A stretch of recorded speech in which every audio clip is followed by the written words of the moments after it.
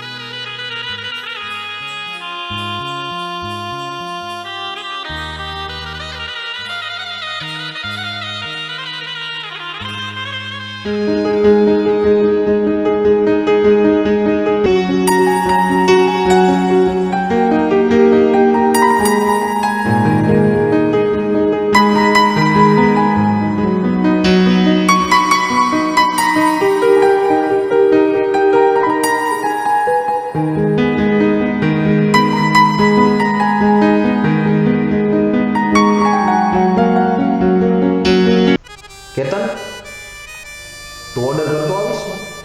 હા, ઓર્ડર કરતો હું.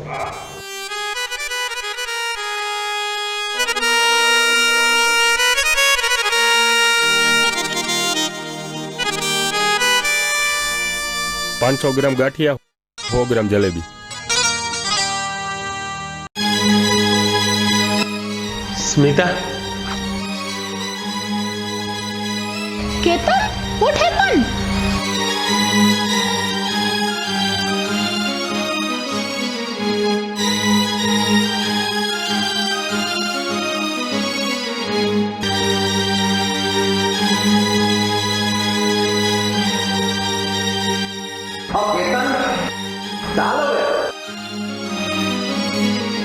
સ્મિતા, ક્યાંય જતી નહીં, અહીં જ ઊભી રહેજે.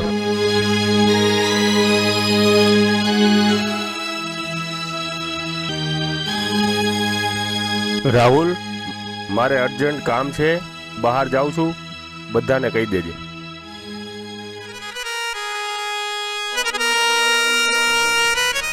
સ્મિતા, ચાલ આપણે બહાર જઈએ. તું કેમ ન આવી? હું આખો દિવસ તારી રાહ જોઈ બેઠો રહ્યો 1 વર્ષ સુધી. તે કેર પણ ના કરી શકી, નો ફોન ઉપાડ્યો. માફ કરજે કેતન, એ દિવસે હું નીકળી ગઈ. એ દિવસે પપ્પાનો કોલ આવ્યો. ઘરે જતા ખબર પડી કે પપ્પાને એડમિટ કર્યા છે ને હું જલ્દીમાં નીકળી ગઈ. પણ તને એ દિવસે હું મળવા આવવાની જ હતી, પણ ઘરેથી કોલ આવ્યો કે પાપાને એડમિટ કર્યા છે, તો હું જલ્દી જતી રહી. ત્યાં જતા મને ખબર પડી કે મારી બેન ભાગીને લવ મેરેજ કર્યા. એ સાંભળીને પાપાને એટેક આવી ગયો. પાપાએ મારી પાસેથી વચન લીધું કે હું કોઈ છોકરા સાથે સંબંધ નહીં રાખું. એ કહેશે અહીંયા લગ્ન કરીશ. હું ના પાડી શકી. સમજુ છું સ્મિતા, કે મને કીધું હોત તો હું સમજત. હું તારી રાહ જોવા માટે તૈયાર છું. અને હા, હું અહીં એકલો રહું છું અને મને બેંકમાં સારી જોબ મળી ગઈ છે. હા, કરી શકીએ ને. તું ખૂબ જ સારો છો કેતન. હું અહીં જ નોકરી કરું છું અને ઘરે પૈસા બી મોકલું છું. પણ મારા ન્યૂ નંબર આવે ત્યારે તું કોલ કરજે. અહીં જ મારી ઓફિસ છે, તારા ઘરની બાજુમાં.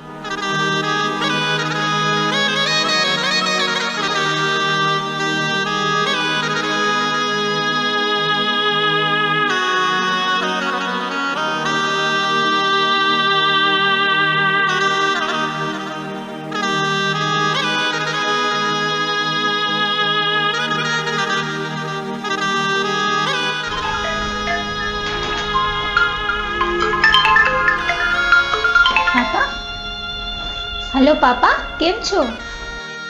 તું કેમ છે? ત્યાં ફાવી ગયું તને નોકરી રહેવાનું જમવાનું? હા પાપા, બધું બરોબર છે ને તમે ચિંતા ના કરતા. ને બસ પાપા, તમારી ધ્યાન રાખજો.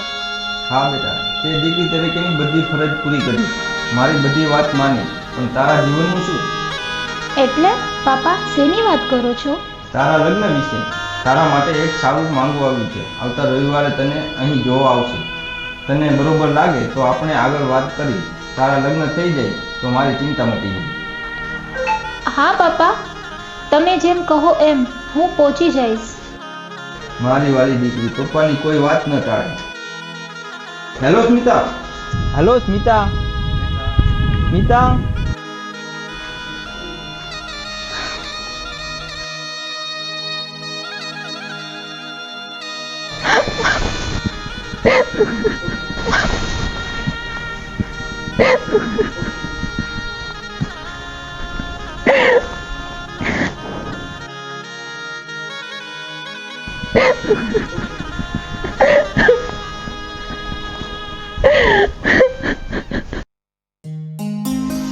ઓહો, બહુ મોડું થઈ ગયું છે.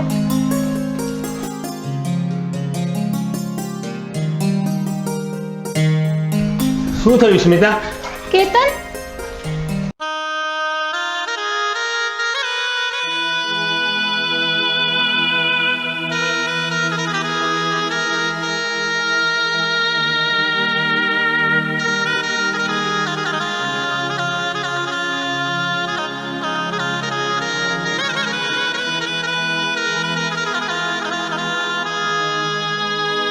હવે કહીશ શું થયું?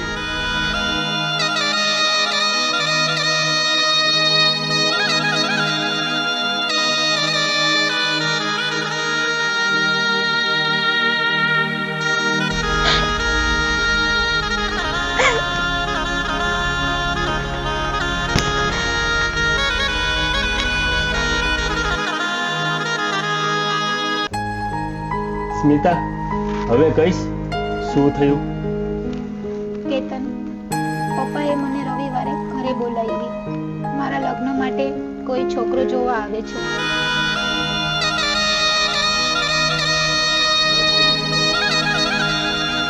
હા, તો તું જઈ આવ. તારા પપ્પાની વાત છે. મને જે દુઃખ થશે એ હું સાચવી લઈશ. કેતન, તું હંમેશા મારું વિચારસ, પણ હું તારા માટે કંઈ નહીં વિચારતી. પેલા બી હું તને મૂકીને ચાલી ગઈ હતી, પણ પાછું. તું રડ નહીં સ્મિતા. તારી પરિસ્થિતિ હું સમજુ છું. પ્લીઝ મારી એક રિક્વેસ્ટ છે, તું માનીશ? હા કેતન, તું કહે એમ. કાલે રવિવારનો દિવસ છે, તું રજા લઈ લેજે. આપણે બે હરશું ફરશું અને મજા કરશું. હા કેતન, એટલું તો હું તારા માટે કરીશ ને. સ્મિતા, તને મજા આવી ને ફરવામાં? હા કેતન, મને બહુ મજા આવી. આ પલ તો હું કોઈ દી નહીં ભૂલું. સારું, હું જાઉં છું. તારું ધ્યાન રાખજો. હો. તું બી તારું ધ્યાન રાખજે. હા.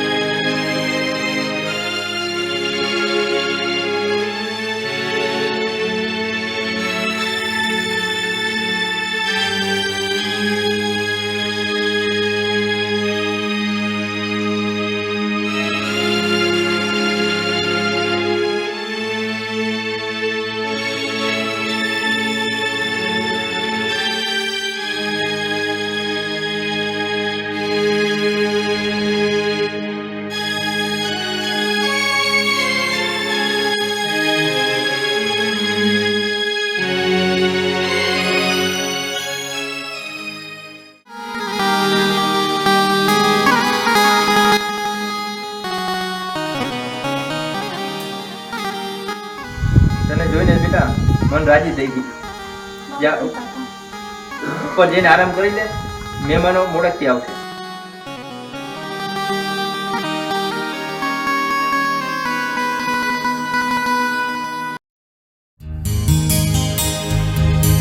જય શ્રી કૃષ્ણ. જય શ્રી કૃષ્ણ. કેમ છો? આવજો, બેસી જાઓ. આવવામાં તકલીફ નથી ને કઈ? ના, નથી. સ્મિતા બેટા, આ મહેમાનો આવી ગયા છે. આ પાપા, પાપા, આ તો હા બેટા, એ કેતનના મમ્મી પપ્પા છે. મેં જ એને બોલાવ્યું.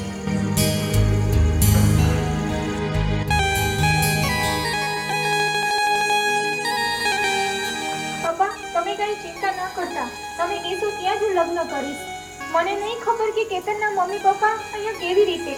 એને મેં જ બોલાવ્યા છે. સાચે? હા, તું કેટલી હેરાન થઈ છે પપ્પાને રાજી કરવા માટે. એટલા માટે મેં કેતનના મમ્મી પપ્પાને અહીંયા બોલાવી દીધા છે. પપ્પા, સોરી એન્ડ થેન્ક યુ. મને નહીં ખબર આવું થઈ જશે, નકર હું તમને કહી દે. સુનિલભાઈ, આપણા બાળકોએ ખૂબ સમજદારી બતાવી છે અને આવો મર્યાદાવાળો પ્રેમ આજના સમય પ્રમાણે ક્યાં જોવા મળે છે. અને તમારી દીકરીને અમારા ઘરની વહુ બનાવી અને હું ધન્ય થઈ જઈશ. હેલો કેતન બેટા, હા મમ્મી, બોલ. તારા પપ્પાને ને અમને બધાને તારા અને સ્મિતાના સંબંધની જાણ થઈ ગઈ છે અને સ્મિતાના પપ્પા અને અમે બધા તારા લગ્ન માટે રાજી થઈ ગયા છીએ. સાચે મમ્મી? સ્મિતાને ફોન આપને. હા બેટા, હવે તું ઘર આવ ને એટલી જ રાહ જોઈએ છીએ અમે. બસ. મમ્મી, સ્મિતાને ફોન આપો ને. હા, આપું બેટા. હેલો કેતન, પપ્પા આપણા લગ્નમાં રાજી થઈ ગયા છે ને બસ હવે તારી જ રાહ જોવાય છે. તું જલ્દીથી અહીંયા આવી જા. આવું જ છું.